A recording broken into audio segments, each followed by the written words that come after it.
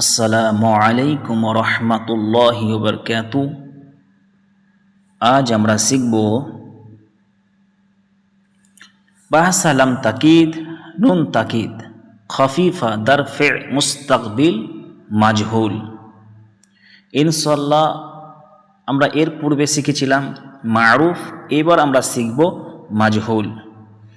তাহলে কি কর্মবাচে নিশ্চয়তার সূচক লাম এবং জজমযুক্ত নুন যোগে ভবিষ্যৎকালবাচক ক্রিয়ার আলোচনা ইনশাআল্লাহ আমরা আজ শিখব। আসুন আমরা পরিচয় জানি বা বুঝি। লাম তাকিদ বা নুন তাকিদ দারফে লাম তাকিদ ও নুন তাকিদ খফিফা দারফে মুস্তাকবিল মাজহুলের পরিচয়। যে ফেল ভবিষ্যতে, তাহলে যে ফেল ভবিষ্যৎকালে কোনো কাজ নিশ্চিতভাবে করবে বুঝায় এবং তার ফাইল তথা কর্তা জানা থাকে না, তাকে লাম তাকিদ বা নুন তাকিদ খফিফা দারফে মুস্তাকবিল দার ফেলে মুস্তাকবিল মাজহুল বলে। যেমন উদাহরণ কি দেওয়া হয়েছে, লা ইউফআলান নিশ্চয় সে কৃত হবে, তা নিশ্চয় সে কৃত হবে। লা ইউখরাজান নিশ্চয় সে বহিষ্কৃত হবে, তাকে বহিষ্কৃত হবে। তাহলে এই হলো পরিচয়। পরিচয় ব্যাখ্যা করার কিছু নেই, আমরা এর পূর্বে পরিচয় বিস্তারিত আলোচনা করেছি ইনশাআল্লাহ। আমরা আগের ক্লাস দেখলে আমাদের জন্য বোঝা সহজ হয়ে যাবে। তাহলে কি ভবিষ্যতে যে কাজটি করবে তাকিদের সাথে, নিশ্চয়তার সাথে যে কাজটি করবে বা হবে বুঝায়। এবং তারপর কি মারুফ বানানো হয়েছে, এখানে কর্তাবাচক ছিল, এখানে কর্মবাচক। ওটা কি কর্তা ছিল, এটা কর্তা নেই, এটা হচ্ছে কর্মবাচক। তাহলে এতটুকু হচ্ছে পার্থক্য। এবার আমরা জানবো, তবে এই মারুফ ও মাজহুল অনেক বড় একটা ভূমিকা পালন করে। এই বিষয়টা বেশি করে জানতে হবে কি মাজহুল কাকে বলে এবং মারুফ কাকে বলে। বারবার বলছি, মারুফ হলো কর্তাবাচক আর মাজহুল হচ্ছে কর্মবাচক। কর্তার পতিত কর্ম যেটি হয় তাকে কর্মবাচক বলা হয়, আর একে আরবিতে মাজহুল। অনেকটাই পার্থক্য রয়েছে মারুফ ও মাজহুলের মধ্যে। কেননা মাজহুল মুতাআদ্দি ফেল থেকে মাজহুল গঠিত হয়, আর মারুফ মুতাআদ্দি এবং লাজিম উভয় ফেল থেকে গঠিত হয়। ওই জন্য অনেক বড় ভূমিকা রাখে। ওই জন্য ওগুলো আমাদেরকে জানতে হবে ভালোভাবে কি মাজহুল ও মারুফ কাকে বলে। আসুন এরপর আমরা দেখি গঠন প্রণালী। গঠন প্রণালী কি? গঠন প্রণালী হচ্ছে ফেইলে মুজারে মাজহুলের পূর্বে। তার কি ফেইলে মুজারে, আমরা বারবার বলি কি মুজারে গঠন করতে গেলে কি লাগবে? আলামতে মুজারেকে পেশ দিতে হবে এবং লাম কালিমাতে জবর দিতে হবে এবং শেষে আইন কালিমাতে জবর দিতে হবে আর লাম কালিমাতে পেশ দিতে হবে। তাহলে ফেলে মুজারে গঠিত হয়ে যায়। তাহলে ওই নিয়মেই হবে। তাহলে কি হলো?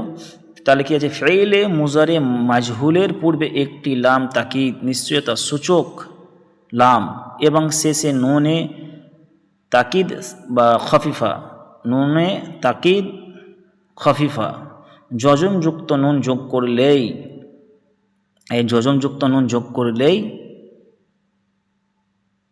এই লাম তাকিদ বা নুন তাকিদ খফিফা দার ফেল মুস্তাকবিল মাজহুল গঠিত হয়।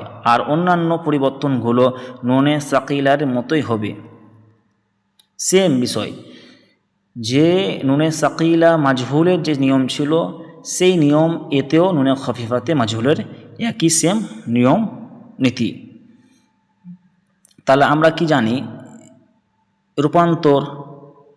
তাহলে আমরা কি শিখব? প্রথমে কি গর্দান, রূপান্তর, মানা অর্থ, সিগা রূপ, আদাত বচন, জেন্স লিঙ্গ এবং এই শাখস কি পুরুষ, নাম পুরুষ, মধ্যম পুরুষ এবং উত্তম পুরুষ, যেটা আরবিতে বলা হয়। কি বলা হয় আরবিতে? নাম পুরুষকে মুতাকাল্লিম, এই নাম পুরুষকে বলা হয় গায়ব, মধ্যম পুরুষকে বলা হয় হাজির, আর উত্তম পুরুষকে বলা হয় মুতাকাল্লিম।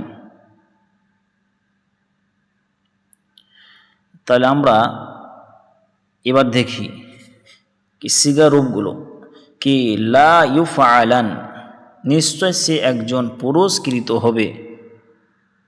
লা ইউফআলুন, নিশ্চয় তারা সকল পুরস্কৃত হবে, যেটি জমা মুজাক্কার গায়বের সিগা।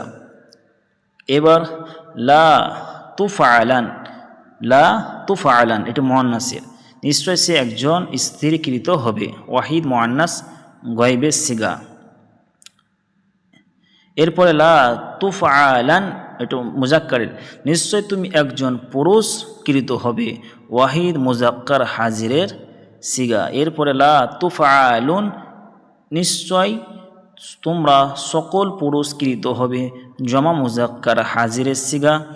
এরপরে লা তুফআলিন, নিশ্চয় তুমি একজন স্ত্রীকৃত হবে, যেটি ওয়াহিদ মুআন্নাস হাজিরের সিগা। সাকিলাতে খফিফাতে নুনে দুটি মুআন্নাস দুটি সিগা থাকবে, আর চারটি হচ্ছে মুজাক্কার আর ওয়াহিদ মুতাকাল্লিম, জমা মুতাকাল্লিম আর ওয়াহিদ মুতাকাল্লিম, এই দুটোর মধ্যে মুজাক্কার মুআন্নাস উভয়ের ক্ষেত্রে ব্যবহার হয়। তাহলে আমরা কি দেখতে পারি এবার লা তুফআলিন, নিশ্চয় তুমি একজন স্ত্রীকৃত হবে, যেটা ওয়াহিদ মুআন্নাস হাজিরের সিগা। এবং লা উফআলান, নিশ্চয় আমি একজন পুরুষ ও স্ত্রীকৃত হব, ওয়াহিদ মুতাকাল্লিম মুজাক্কার মুআন্নাস। এবং লা তুফআলান, নিশ্চয় আমরা দু বা দুইয়ের ততোধিক পুরুষ ও স্ত্রীকৃত হব।